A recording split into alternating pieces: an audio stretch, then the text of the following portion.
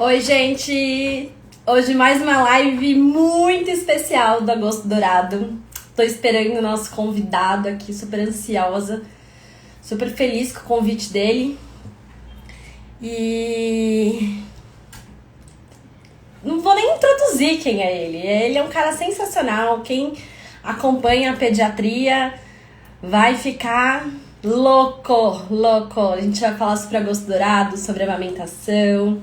Vamos ter muita coisa boa aqui. Cadê você?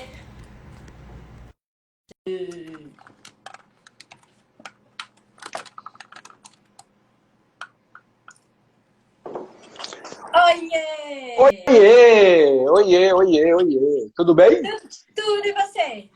Tudo ótimo, tudo maravilhoso. Nossa, eu tô muito feliz com o seu convite, muito honrada de ter você aqui. Quem me conhece sabe muito bem que há menos de um ano atrás era um ídolo inatingível e hoje somos aí colegas. Puxa minha orelha de vez em quando, né? Nunca, nunca, nunca. Só Vou dou uns aproveitar oi. aqui, ó, o nosso meio elo em comum. Um beijo pra Janice, Isso. um beijo Um pra beijo pra ela. Janice.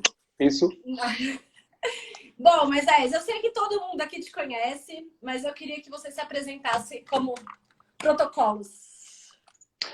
Tá, eu sou pediatra, eu sou presidente do Departamento de Aleitamentos da Sociedade de Pediatria de São Paulo, membro do Departamento de Aleitamentos da Sociedade Brasileira de Pediatria, editor do blog Pediatra Orienta da Sociedade de Pediatria de São Paulo, criador do movimento Eu Apoio Leite Materno e só. Tá bom. Bom, Tem mais, mas tá bom. Tá bom. só. Então, assim, eu sei que agosto é um mês muito complicado, né? Eu lembro quando a Janice, minha nutricionista, ela falava assim: nossa, agosto eu não vejo, Moisés, não adianta. Então, assim, muito feliz pelo seu convite ter aceitado aqui entre todos os seus projetos, ter dado um tempinho aqui para mim. Ó, é sempre bom. As pessoas acham diferente, mas eu sou facinho. É só chamar que eu vou. O que a gente precisa é ajustar sempre a questão dos horários. Agosto realmente é punk. E esse agosto em especial, olha que coisa impressionante, né? A pandemia facilitou tudo isso, porque antes assim, eu tenho que ir para Ribeirão Preto para fazer uma aula, uma apresentação. Então eu tenho que sair daqui até Ribeirão Preto, fico lá um dia, volto. Agora é uma hora. Eu clico aqui, estou falando com você e daqui a uma hora as pessoas não sabem, mas nós temos uma reunião assim que acabar essa essa live. E amanhã tem mais coisa, e assim, é uma atividade bastante intensa. Agosto Dourado é um mês importante, só no Brasil. Normalmente no mundo nós temos só a Semana Mundial, de 1 a 7 de agosto. E o Agosto Dourado é um mês dedicado à celebração do aleitamento materno.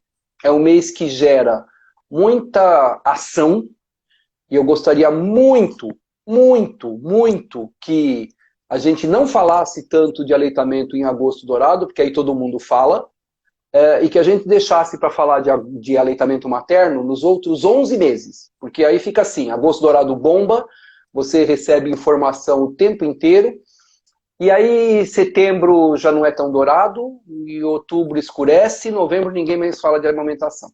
Ou fala um pouco. Então, eu gostaria muito, inclusive eu tenho uma proposta que eu estou divulgando em todas as lives, vou divulgar aqui na tua também. 2021 é muito cedo, mas que em 2022 a gente consiga ter o ano dourado da amamentação. Então a gente vai falar de aleitamento materno o ano todo, com a mesma intensidade, com o mesmo carinho, com o mesmo respeito, com o mesmo acolhimento que a gente tem durante esse agosto. Com certeza. Eu acho que isso é muito importante, né? Parece que some, né? Chegou 1º de setembro, ninguém mais fala mais nada e a gente fica lá brigando sozinhos nessa, né? Hoje, esse mês tem um Na monte bolha, de né? gente falando. Tanto que, assim, aqui no A gente, Instagram, no canal do YouTube, eu faço questão, eu tenho falar amamentação toda semana, tenho o dia certo.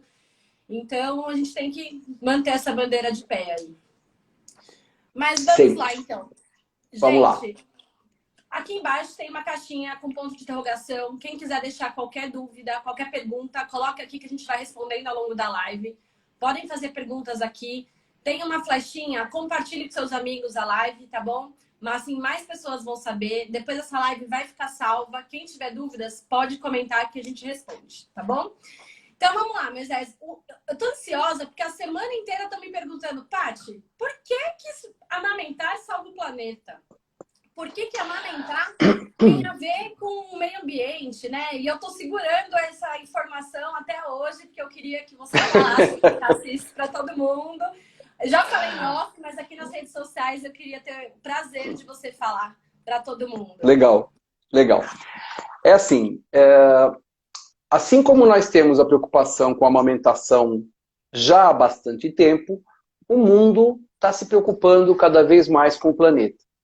Atualmente, a gente percebe Covid-19, por exemplo, ninguém esperava, uma pandemia que com toda certeza afeta o planeta inteiro por ser uma doença diferente, todos mudando os seus hábitos, todos mudando os seus contatos, enfim. E é uma coisa engraçada, né? Tem uma fala do Paul Sand, se eu não me engano, que diz o seguinte: ninguém é contra mudanças. Todo mundo é contra se mudar. Então é muito legal, a gente tem assim, que bacana, eu acho legal a gente ter mais plantas, a gente cuidar da natureza. E aí o que a gente faz? A gente coloca uma planta dentro de casa, rega no primeiro dia, rega no segundo dia, deu 2 meses, a planta está estrebuchando e nós estamos na nossa corrida do dia a dia e acabamos não dando tanta atenção para a casa que a gente mora. Esse planeta é nossa casa. Então, cada dia que a gente ouve que teve um incêndio em alguma floresta, que teve destruição por conta de um furacão, que a temperatura do mundo está subindo, caindo, e que nós estamos tendo transformações que vão refletir na vida do meu filho, do meu neto, do meu bisneto e do meu tataraneto, desses todos, por enquanto, eu só tenho filho, sou um cara extremamente esperançoso, ainda tenho tempo, mas eu preciso ter atitudes hoje. Essa foi uma das melhores definições de sustentabilidade que eu vi. Em 1983, houve uma reunião da Organização das Nações Unidas e criou-se uma comissão da qual saiu um relatório que é chamado de relatório Brundtland. Foi a Gro Brundtland, ela é médica, norueguesa, política, enfim, ela coordenou essa reunião de 1983 a 87. E aí, estabeleceu-se o seguinte, eu acho que delas todas é a melhor que eu ouvi de definição. Vou simplificar para entender bem. Sustentabilidade é eu tratar o meu planeta hoje com todas as condições que os meus filhos e as próximas gerações possam suprir as suas necessidades também. Nós estamos atacando a camada de ozônio, nós estamos mexendo com o clima. Hoje, eu sou de uma época, olha só que coisa horrível de falar, onde a gente tinha primavera, verão, outono e inverno. Dia de frio, dia de calor. Morando em São Paulo, a gente sabe que São Paulo é a terra da garoa, né? Mas é assim, o nosso verão teve frio. O nosso inverno teve temperatura das mais altas. Tem cidades que estão sem chover há 3 meses aqui no Brasil. Então, isso não acontece à toa. Tá, legal, você tá lindo, falando da sustentabilidade. Tá, e o aleitamento? O aleitamento é aquela recomendação que a gente tem essa recomendação há muito tempo, né? Qual que é? Aleitamento materno desde a sala de parto, exclusivo em livre demanda até o 6º mês, complementado com comida até 2 anos ou mais. Que bacana. No mínimo, 2 anos ou mais. É muito bacana a gente ver isso quando a gente estabelece que no Brasil, a última estatística que a gente tem, saiu uma nova anteontem, nós vamos comentar um pouquinho a respeito dela mais tarde, Mas a última estatística que a gente tem aqui no Brasil, a média é de 54 dias, quando a perspectiva é de 6 meses. Tá. Aí vamos raciocinar um pouquinho. Nós acolhemos, e acolhimento deve ser uma prática de todo ser humano, mas nós, como profissionais e pediatras e da área de aleitamento, temos que ter isso com mais firmeza. Nós acolhemos mães que amamentam e devemos acolher da mesma forma as mães que não amamentam porque não conseguem, porque não podem ou porque não querem, desde que elas estejam informadas adequadamente. A nossa responsabilidade é trazer informação. E o que esta mãe definir vai ser o caminho que nós vamos acolher e correr junto com ela, sem em momento algum olhar para ela e falar assim, ó, eu te disse. Até porque eu te disse, eu sei que eu te disse, você sabe que eu te disse, ela sabe que eu te disse, e eu te disse não aproxima ninguém. Eu te disse cria um muro entre nós e a mãe, que vale sempre lembrar, né?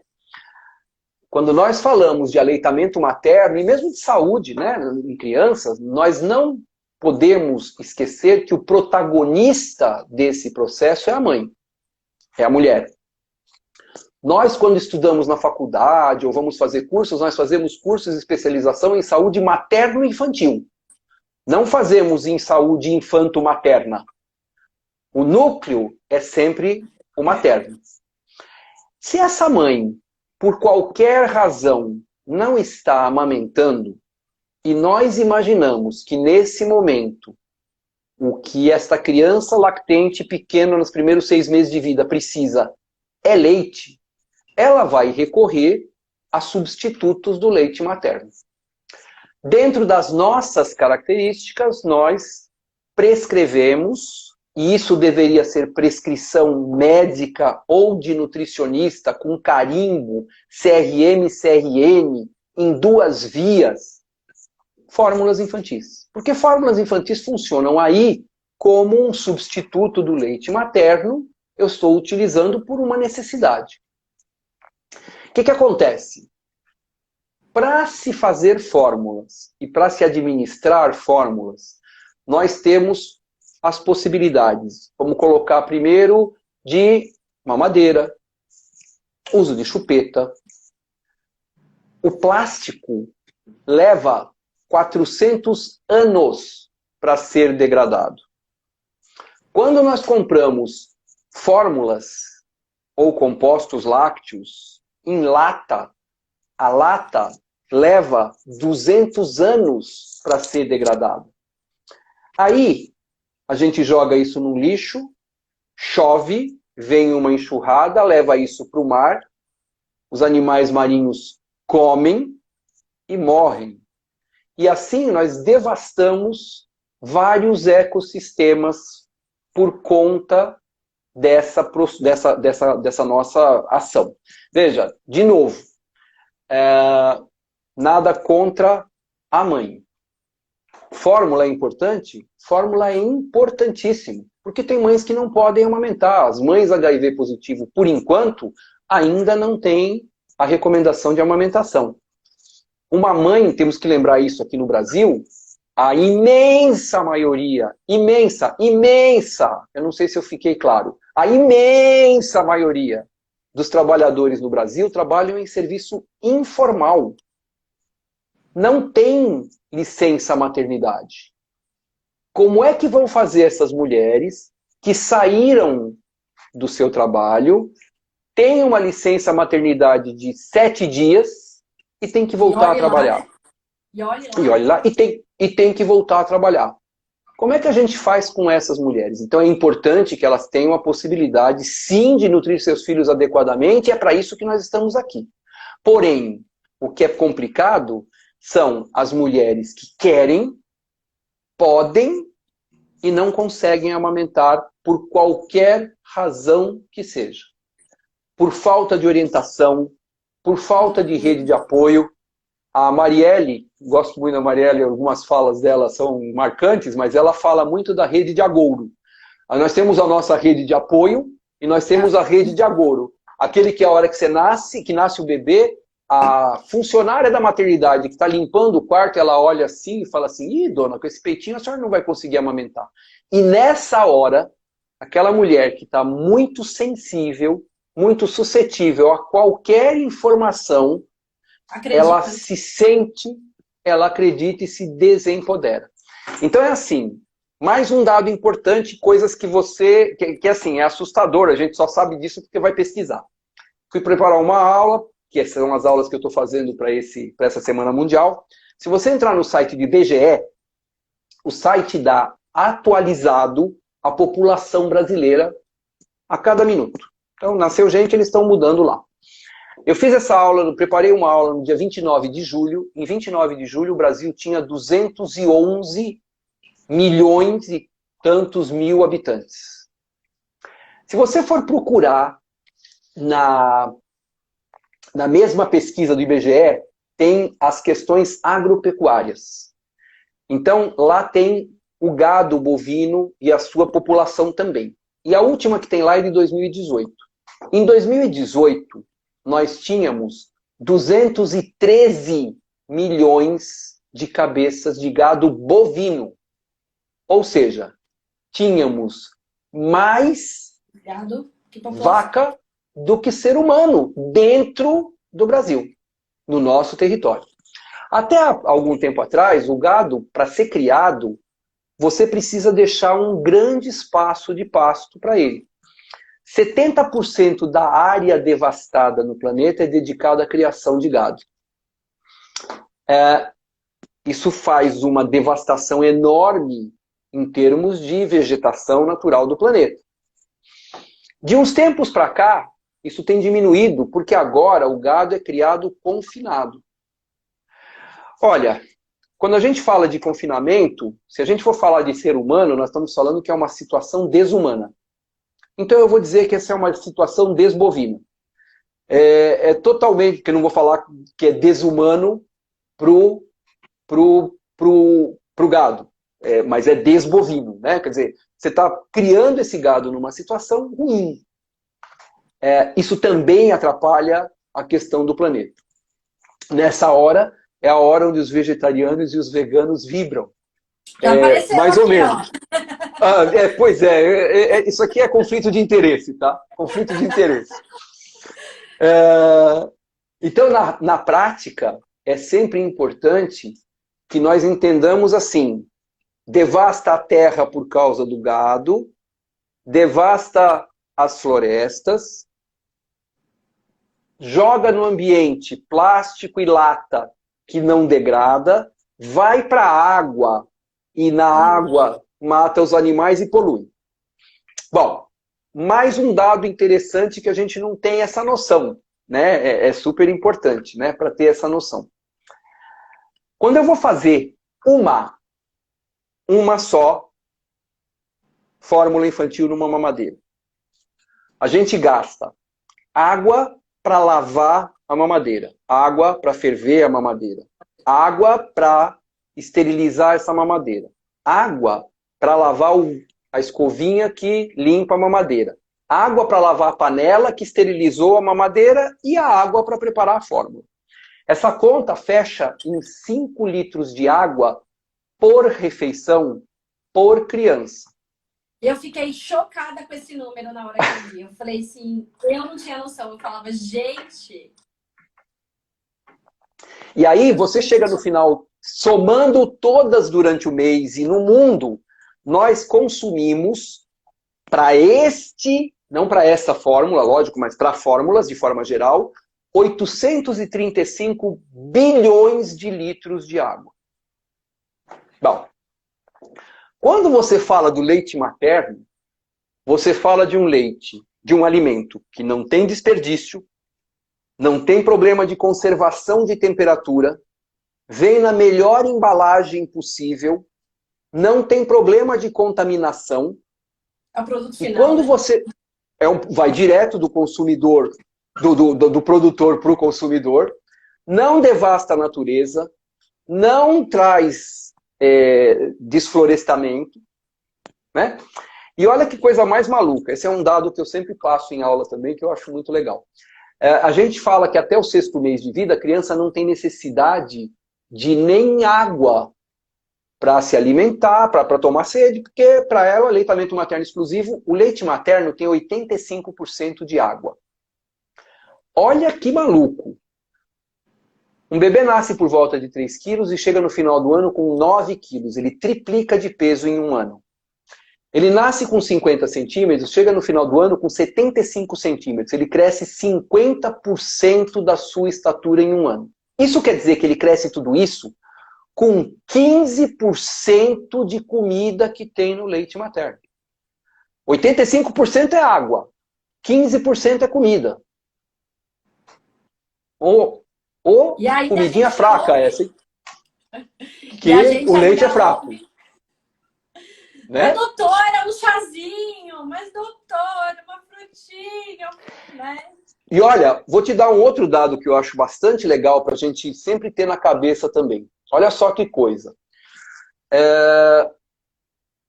O bebê nasce por volta de 3 quilos e chega no final do ano com 9 quilos. Desses 6 quilos que ele ganha, 4,5 quilos no primeiro semestre, 1,5 quilos no segundo. Ele nasce com 50 centímetros, chega no final do ano com 75, ele ganha 25 centímetros. 17 centímetros no primeiro semestre, 8 no segundo. Isso significa que aos 6 meses, quando a gente introduz comida, esse bebê ganha 1/3 do peso em 6 meses do que ele ganhava quando era só leite materno e metade da estatura que ele ganha nos últimos 6 meses do que ele ganhava quando ele tinha só leite materno. Então, muita daquela história assim, ai, ele é magrinho, vamos dar comida logo para ele engordar, ele vai começar comendo meia banana. O que meia banana faz de diferença na vida de um bebê que mama leite materno? Ah, então vamos fazer assim, vamos deixar então só com leite materno até 1 ano. Também não, porque ele tem necessidade de outros nutrientes, mas tem necessidade também de desenvolver a musculatura orofacial, a língua, e preparar para comer e mastigar. Então tudo isso é fundamental e é importante quando a gente está pensando no desenvolvimento dessa criança. Infelizmente, apesar dessa informação ser muito clara, e aí ficou um pouco claro por que o aleitamento materno protege o planeta, enquanto as fórmulas, a indústria traz problemas para o planeta. Então, o que nós precisamos fazer é trazer a informação para que o maior número de mães possível consiga amamentar seus filhos. As que não conseguem, consigam entender a importância do leite materno, para que ou na próxima gestação, ou na amiga, ou na prima, ela consiga orientar e falar assim, olha, eu não consegui, mas talvez você consiga. Quem sabe se você fizer isso, isso, isso, e procurar essa informação, o tal profissional. Ah, mas esse bebê tem 2 anos de idade e ele mama ainda? Porque a Organização Mundial de Saúde fala até 2 anos ou mais. Não, menina, isso é só para país pobre. Então, isso não está escrito em lugar nenhum. De forma alguma isso está escrito na recomendação da Organização Mundial de Saúde. Quem define até quando vai mamar é a mãe e o bebê. Sim. Dica. Mas o que eu falo muito é dessa... Tô aqui todo dia martelando na mesma tecla, né? Essa rede de apoio. Porque não tem como a gente crucificar, né, as mães que não amamentam, que largaram, porque falta muita informação. É o que você falou, a gente está aqui, quem tá no nosso Instagram fala, nossa, não aguento mais a Paty Moisés falando de amamentação. Mas assim, qual é a porcentagem que a gente está fazendo isso, né? Eu vejo assim, da minha faculdade até hoje, graças a Deus que eu tive boas mentoras aí, que inclusive dividem o departamento comigo, que eu brinco, que fizeram uma lavagem cerebral na minha cabeça com isso, né? Com leite materno, isso. De leite materno. Elas lavaram sua cabeça de leite materno, é um negócio impressionante. É impressionante, porque deveria ser uma coisa na nossa formação desde a faculdade, né? Então, assim, graças a Deus que na minha faculdade eu tive o apoio da Lélia, a faculdade inteira, depois na residência, a Andréia, a Zezé, o tempo todo falando disso, mas se eu paro para ver o resto, muitos colegas meus que não fizeram a mesma residência, a mesma faculdade comigo, eles falavam assim, nossa, Paty, a gente tem muito mais acesso a informações por outros lugares do que sobre aleitamento materno, né? Então é isso que você falou. É empoderar as pessoas disso, né? Quanto mais pessoas falarem, não precisa ser pediatra, não é isso. É o que você disse, uma mãe fala outra. Para mim, grupo de pós-parto é essencial.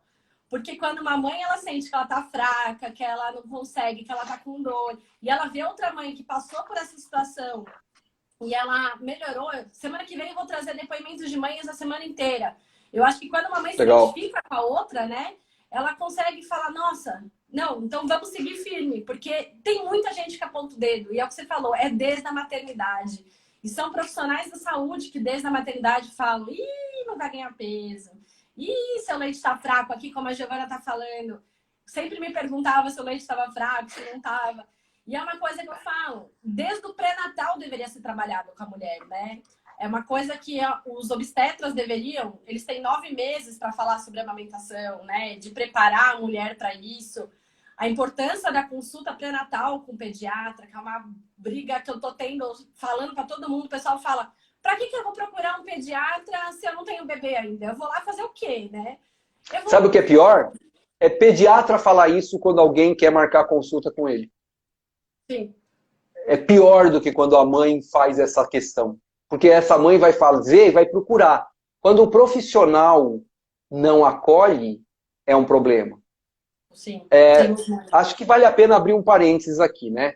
Do jeito que a gente fala, muitas vezes pode gerar a informação, a impressão de que não tem bons profissionais. Nós temos excelentes profissionais em todas as áreas e temos péssimos profissionais em todas as áreas. E não é péssimo profissional por intenção. Eu não imagino que nenhum profissional queira intencionalmente prejudicar alguém. Mas é por falta de informação. Falta de atualização, né, Moisés? De atualização, exatamente. Falta de atualização. Isso tem em pediatras, isso tem em odontopediatra, fono, enfermeira, nutricionista, psicóloga, consultoras, doulas, osteopatas, laser terapeutas. Jornalistas, engenheiros, em todas as todos, áreas, né? Todas as áreas. Eu quis começar pela saúde e eu ia ampliar, você já ampliou, mas é bem isso mesmo. A informação está disponível.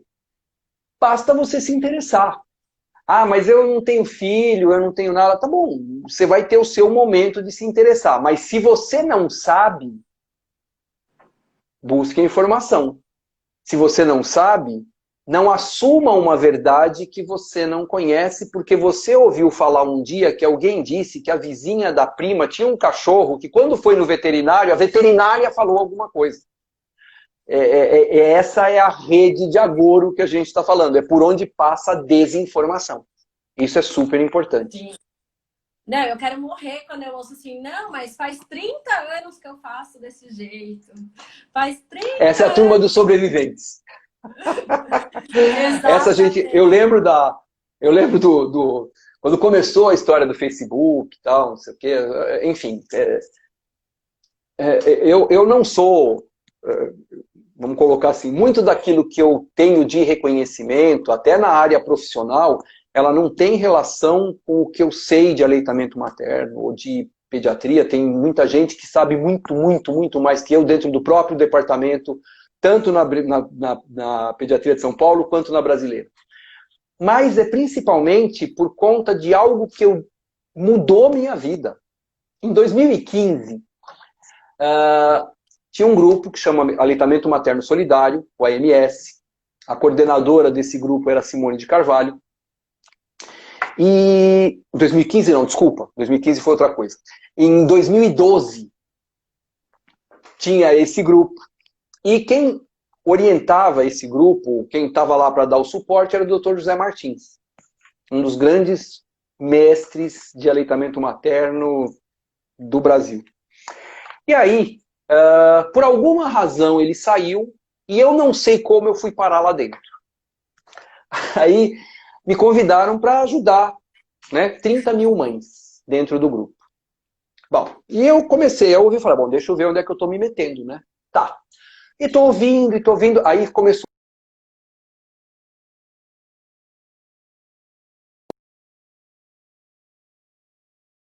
Vamos ver se sou eu. Oi, travou? Voltou.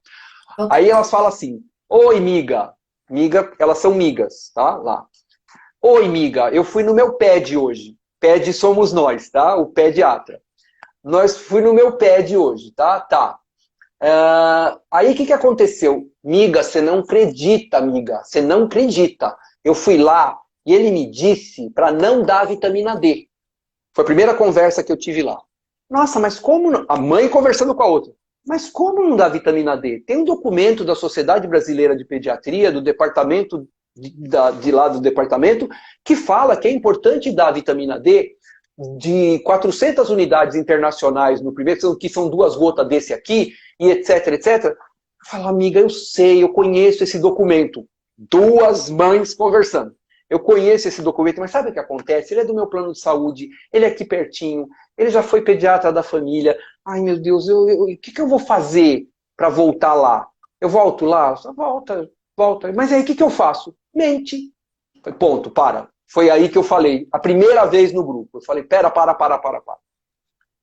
Gente, eu sou o Dr. Moisés, eu estou aqui para ouvir, eu estou quieto, estou aprendendo, mas como assim mente? Procure um pediatra que te escute, que te ajude.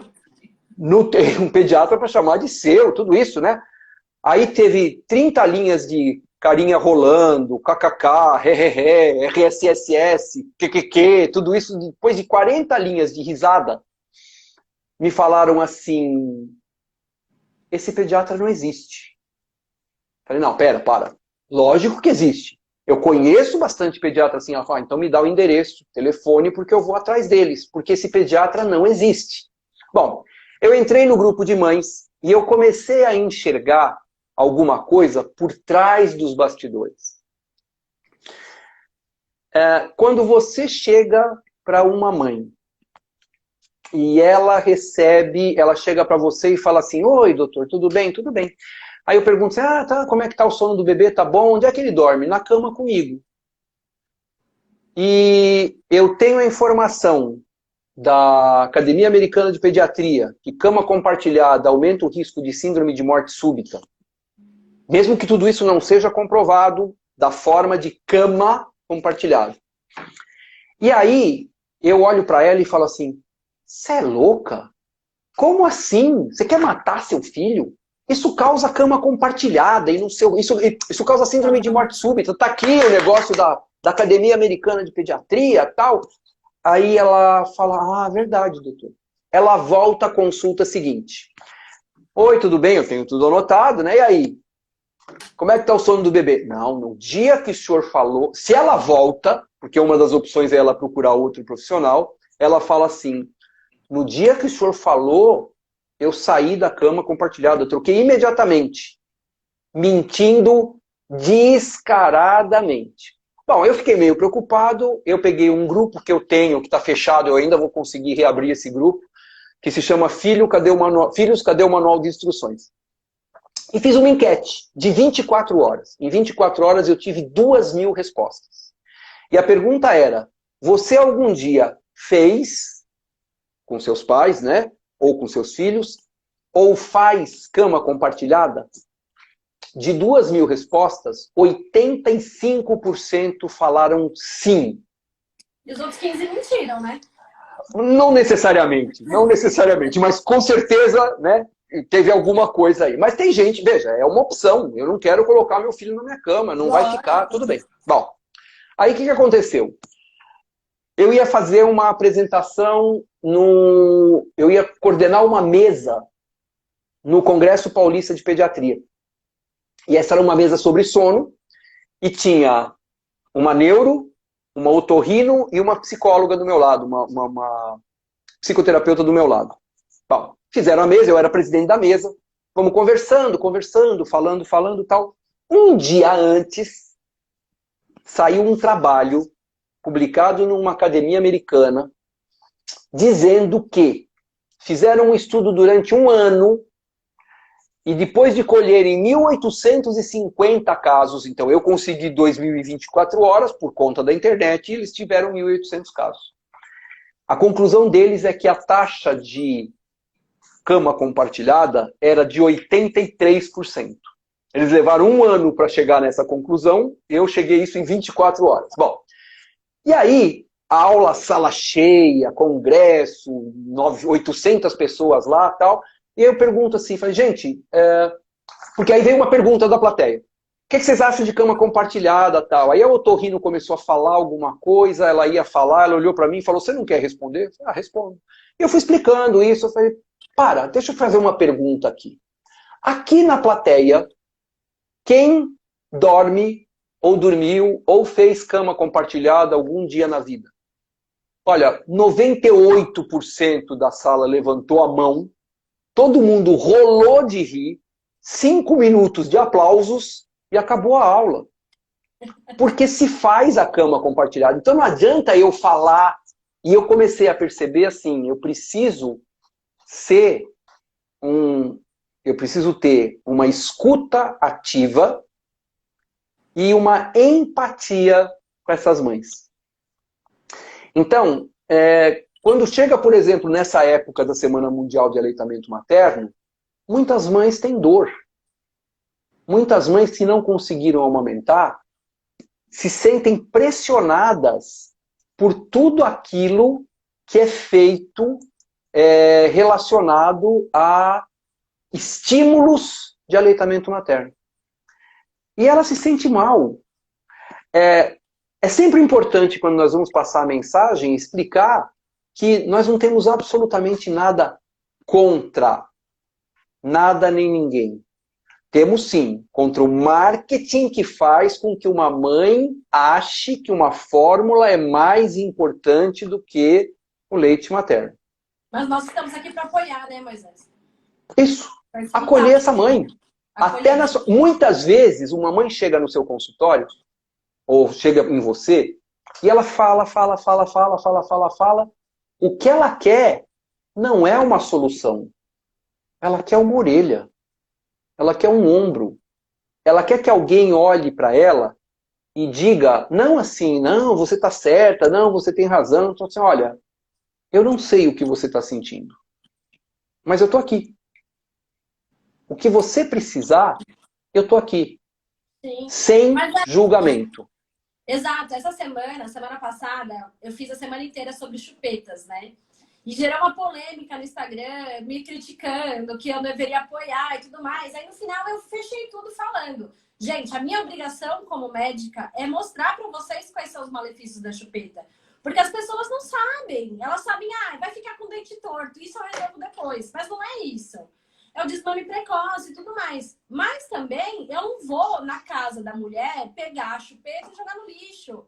Eu entendo porque ela está procurando a chupeta. Eu entendo. Então é isso. Os pediatras, a gente escuta mais. A gente entende o que acontece, né?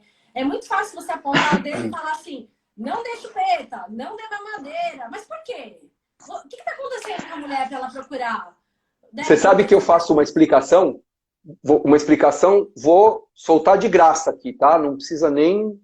Quando eu vou falar a respeito do começo da chupeta, eu sempre falo o seguinte, então quem estiver vendo a gente pode fazer isso também. Vocês estão de boca fechada. Qual é a posição de repouso da sua língua? Céu da boca, no dente da frente. Onde fica a chupeta na boca da criança? Céu da boca. Entre a língua e o céu da boca. O que acontece? A língua cai. Quando a língua cai, todo aquele funcionamento dela que tinha que ser lá em cima, desloca. E quando desloca, toda essa estrutura muda. Nós não podemos trabalhar contra a natureza. A natureza não foi feita para a língua ficar para baixo. A natureza foi feita para a língua ficar grudada. Não tem criança que chupa chupeta com a língua... Não, ela chupa chupeta com a língua para baixo e no meio da boca. O que acontece é que aí, dali para frente, e isso é outra coisa fundamental que as pessoas entendam. Eu tenho algumas frases que eu falo tanto que eu digo, que eu brinco que vira um mantra. Então uma delas nessas horas é assim: nem todo mundo que fuma tem câncer de pulmão. Nem todo mundo que bebe atropela alguém de fogo ou tem cirrose. Nem todo mundo que transa sem preservativo tem filho ou AIDS. Mas aumenta o risco. Eu sou profissional de saúde. Eu não posso falar para você, fume, beba e transe sem preservativo. E tá tudo bem. Eu sou profissional de saúde, eu preciso falar para você a informação. Ah, então todo mundo vai ter? Não. Ah, mas a mãe quer chupeta. Ah, quer chupeta? Ah, legal. E aí, o que faz com a chupeta? O que faz com a chupeta? Use da melhor forma, ou esquece melhor, né? Mas da forma menos prejudicial. E tire o quanto antes. Não, Né? A chupeta tem o nome em inglês de pacifier. O pacificador. Pelo amor, né? Sim. Fala, desculpa. Mas Moisés, não é só questão de apontar o dedo e falar, tira a chupeta. É isso que a gente está falando. É entender o porquê que a mãe procurou essa chupeta. É entender o que está acontecendo com a criança. Às vezes ela está com fome e ela está procurando a chupeta. A mãe tem alguma fissura. E aí a mãe não vai atrás dos problemas porque ela resolve com a chupeta. Ela resolve com a mamadeira. Enquanto a gente não parar, escutar, entender o que está acontecendo em torno dessa mulher, a gente só ficar... É o que eu falo, uma consulta de pediatria não dá para durar 5 minutos, gente. Não dá para você entender tudo que acontece com a mãe, tirar a roupa da criança, examinar a criança, explicar para a mãe, pesar, tipo, tudo em 5 minutos, né? Você sabe que eu era preceptor de pronto-socorro do servidor público municipal. E aí, uma das aulas que eu dava para eles, eu falava sobre receita médica. E aí você pega a receita médica e escreve assim, o nome de um remédio, 250 mg-1VD. Tomar 3 ml, 8/8 HS,7D. E você quer que uma mãe entenda isso? Você tem que escrever direito e ler a receita com a mãe. Só isso já leva todo esse tempo que você falou. Exato. Porque eu preciso ter certeza que o que eu falei, ela entendeu. Temos que ter essa compreensão. Então, retomando lá o que a gente fala, quando a gente fala de aconselhamento, que não é dar conselho, é escuta ativa, mais empatia. Eu vi uma pessoa falar essa semana sobre que existem cursos de oratória. Isso. Não existem cursos de escutatória. É verdade. Isso quem fala é o Rubem Alves. E eu me apodero da fala dele, porque eu acho que esse texto é sensacional. Não, Quem puder, veja escutatória. Porque assim, você me conhece já, você sabe quando você fala, Paty, respira, Patrícia. Respira, inspira. Que eu aprendi com a Janice e com o Danilo. Então, assim, eu sei que eu tô numa fase ainda, porque é difícil, é natural do ser humano já chegar e apontar e falar e sem querer para e ouve, né? Ainda mais pessoas ansiosas que nem eu. Então...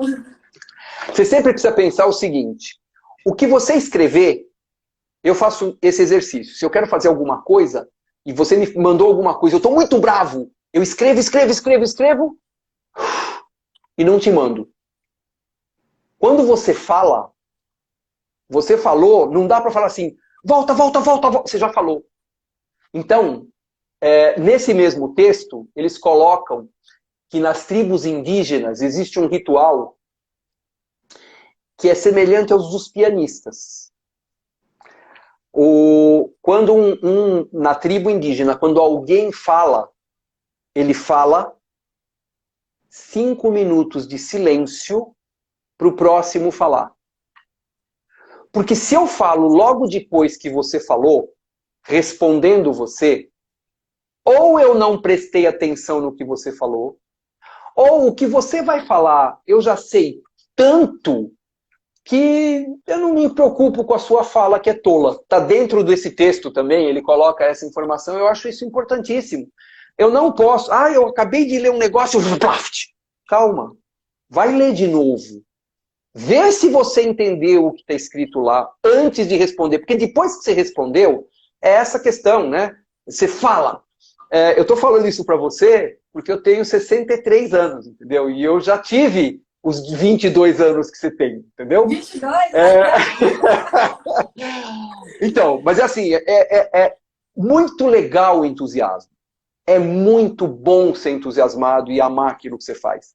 A questão é, a intensidade disso é importante, mas ela precisa ser uma intensidade direcionada de uma forma legal. Precisamos sempre tomar cuidado para não fazer nada daquilo que eu possa não voltar atrás. Para isso, e ele coloca um negócio importantíssimo no texto, é assim, que quando eu vou escutar alguém, eu não posso ter filosofia nenhuma na minha cabeça. O que ele quer dizer com filosofia é assim, nós estamos conversando nós dois, tá? Bacana. Eu gosto do que você fala. Então, eu escuto o que você fala e o que você falar eu vou achar legal. Eu não gosto de você. Se eu não gosto de você, o que você me falar, eu vou bater de contrário. Eu tenho um chefe. Se esse chefe falar alguma coisa para mim, eu vou engolir. Se eu tenho uma filosofia na cabeça, uma ideia prévia, quando eu vou receber essa ideia prévia, eu imediatamente, se eu gosto de você, eu falo, verdade, você tem razão. Ou não, de onde você tirou essa loucura? Bobagem é essa, pelo amor de Deus. Então, precisamos ter sempre esse cuidado. E nós saímos do planeta e estamos falando de aconselhamento. Não, e o pior mas é legal. A galera tá amando aqui, porque meus pais estão assistindo, a Fernanda, meu namorado, a Janice, todo mundo que fala pra mim, Tati, respira. É bom. Vai acabar a live e você vai receber um monte de... Isso. Mas aí a questão é assim, voltando para a questão do planeta. Se a gente não toma conta da nossa casa, lógico que eu não vou conseguir fazer tudo perfeito. Lógico que eu vou ter alguma coisa que eu posso mudar. Sempre dá para mudar. A grande questão é entender melhor o que eu preciso, o que eu posso e o que eu consigo mudar. Quando nós falamos em questão de aleitamento materno, às vezes você vai ouvir assim, eu fui no dermatologista, minha dermatologista olhou, viu a minha pele, tem que passar um remédio e tem que suspender o leite materno. Aqui tem fui na dentista, vai ter que fazer uma anestesia, um procedimento e tem que parar de amamentar. E na prática, para eles falarem isso, é porque eles não tiveram aula de aleitamento materno. Então, quando você falou de aula de aleitamento materno, existem alguns nichos, algumas bolhas, onde você tem essas aulas, algumas universidades. A estatística que foi colocada recentemente, até pela Sociedade Brasileira de Pediatria, é que de 10 mil horas de aula, não aparece na faculdade nem... Agora eu vou exagerar, não vou saber, mas vamos colocar aqui, 20 horas de aula de nutrição. E se você imaginar que o aleitamento materno é uma parte da nutrição, você imagina quanto se fala de aleitamento materno na faculdade. Eu estou esperando... De faculdade de medicina. Faculdade de medicina. Imagina as outras. Ainda bem que eu estou vendo que tem aqui uma pessoa que vai ouvir o recado para ela. Eu estou esperando... um levantamento que nós estamos fazendo para poder trabalhar com isso mais oficialmente. Mas tudo bem, vai chegar, eu tenho paciência. Agora, você imagina o seguinte, aí você vai falar, bom, mas pelo menos vai para a residência de pediatria, e na residência de pediatria, a imensa maioria não conhece um banco de leite. Nunca entrou num banco de leite. Então, como é que a gente consegue modificar uma cultura? E sempre importante lembrar, as mudanças elas vão começar a acontecer de dentro para fora. Eu preciso querer mudar para poder distribuir tudo isso. Então, na prática, é sempre importante analisar que a gente precisa olhar para nós, respirar, aprender, saber que nós não somos todos, nós não somos tudo, nós não sabemos tudo. No começo, quando começou essa história de... então, voltando para a história de ser presidente do departamento, é porque eu comecei em rede social há muito tempo, quase no começo de redes sociais. Eu não sei se todo mundo sabe aqui, mas existiu uma época pré-informática onde não existia computador. Eu sou mais ou menos muito antes dessa época, inclusive. Mas aí, quando começaram a aparecer os grupos, o Facebook, eu fui entrando e fui desbravando isso para mim. E fui criando algumas coisas. Então, hoje, tem muita gente que me conhece que diz que entrou nas redes sociais por me ouvir falar. Eu tenho um canal de vídeo no YouTube que é grande, que tem bastante gente, bastante seguidores e tal. Mas, Moisés, há 1 ano e meio atrás, quando eu comecei com as redes sociais, a Fernanda falava assim, ih, olha lá, vai querer ser igual o Moisés. 1 ano e meio depois, estamos aqui, ó. Olha aqui, ó. Lógico, lógico. Mas é verdade, é legal. Eu não tenho absolutamente nada contra. Eu acho isso muito bom. Então, por conta disso, e eu fico muito feliz de poder compartilhar. Mas no começo, eu comecei e tinha pouca gente. Então, nossa, de repente, alguém escrevia algum texto e eu falava, caramba, por que eu não pensei nisso antes? Aí vinha um outro que escrevia, fazia um vídeo, eu falava, caramba, é um vídeo que eu queria fazer. Então, eu nunca vou conseguir fazer tudo sozinho. Então, quando nós falamos de aleitamento materno, sempre é importante entender que o aleitamento materno é uma questão multifatorial. E por ser uma questão multifatorial, ela depende de uma equipe multiprofissional. Com certeza, um fono tem muito mais conhecimento técnico e prático de manejo do que um pediatra.